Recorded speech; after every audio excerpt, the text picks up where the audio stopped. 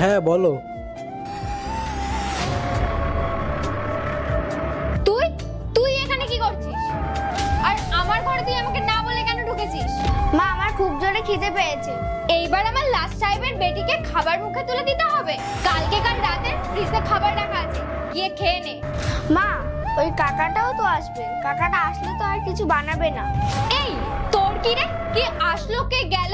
মারবো না একটা। এখানে কি করছে? আরে আমি কতবার বলেছি আমার ঘরে জিজ্ঞাসা না করে আসবি না, তাও মা মা করতে করতে চলে আসবে।